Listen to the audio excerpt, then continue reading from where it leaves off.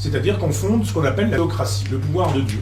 Si je suis roi et que je vous dis il faut m'obéir, je vous dis ça n'est pas à moi que vous obéissez quand vous m'obéissez, c'est à Dieu. Ça veut dire que si vous me désobéissez, c'est à Dieu que vous désobéissez aussi. Donc l'association temporelle spirituelle, l'association même dans une logique de causalité, c'est-à-dire que le temporel n'est jamais que l'émanation du spirituel, ça devient une vérité avec Constantin. C'est une religion extrêmement intéressante pour le pouvoir, puisqu'elle dit en gros, tout pouvoir venant de Dieu, vous devez accepter le pouvoir. Si vous refusez le pouvoir, alors vous vous opposez à Dieu. Et puis après, c'est une religion qui vous dit, pardon, souffrez, identifiez-vous à la passion du Christ. Le Christ est mort sur la croix. Eh bien, si vous voulez exister, il faut imiter Jésus. Le christianisme, c'est ça, c'est l'imitation de la vie de souffrance de Jésus. Formidable pour un chef d'État, pour un empereur, de disposer d'une idéologie qui dit souffrez, ne vous rebellez pas. Pas de révolution, pas de rébellion. Si vous souffrez, qu'on vous frappe, qu'on vous maltraite, qu'il y a de l'esclavage, que vous n'êtes pas payé, etc., c'est pour le bien, c'est pour votre propre bien. Vous achetez votre paradis. Donc c'est une religion extraordinaire.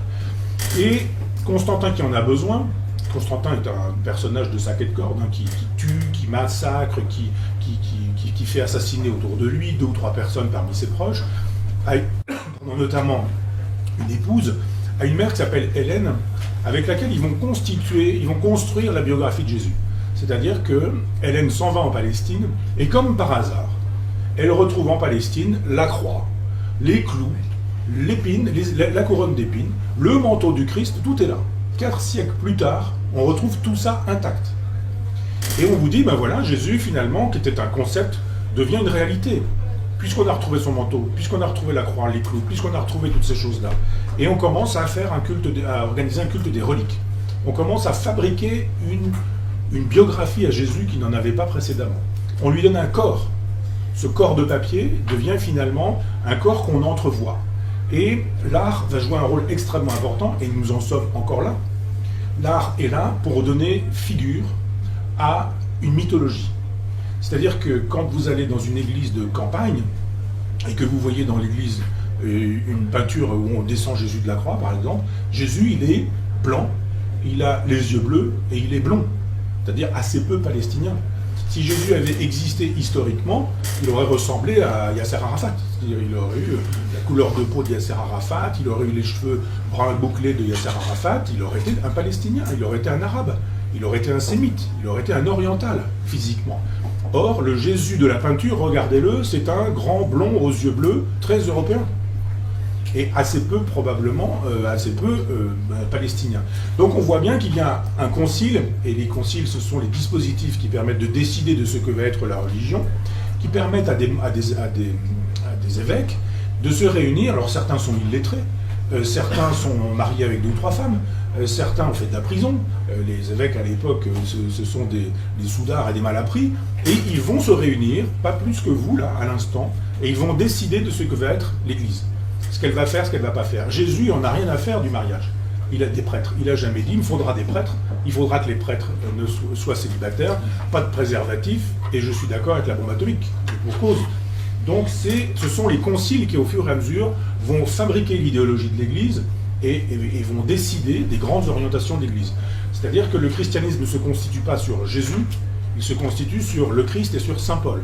Jésus est un homme de paix, de tolérance et d'amour, si on en croit la mythologie. Saint Paul est l'homme qui dit qu'il faut réaliser tout ça par le glaive, par l'épée. Donc le christianisme, il ne s'inspire pas de Jésus, il s'inspire de Saint Paul. Et à partir du moment où le concile se réunit et examine la question des images, eh bien, l'Occident se constitue. Pour quelle raison? Parce qu'il y a à l'époque une querelle qu'on appelle la querelle des iconoclastes et des iconophiles. Icône, c'est l'image. Donc iconophile, c'est qui aime les images. Iconoclaste, c'est qui brise les images. Il y avait des premières représentations du Christ qui étaient faites sur des peintures. Quand on se met à genoux devant une peinture du Christ, et que le Christ est Dieu, qu'est-ce qu'on adore? Est-ce qu'on adore Dieu ou est-ce qu'on adore une peinture? Certains disent en fait, c'est du fétichisme, c'est du paganisme. On est à genoux devant une peinture, donc c'est de l'idole.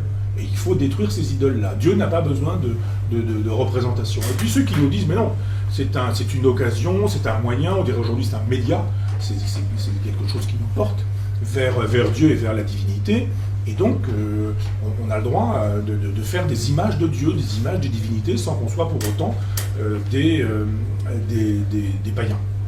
Le concile débat, redébat, débat encore, ça dure longtemps.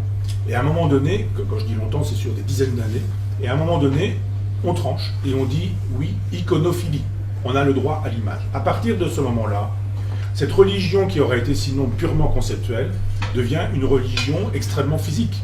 L'art, c'est ce qui permet de donner un corps à Jésus qui précédemment n'en avait pas, puisqu'il n'avait pas d'existence.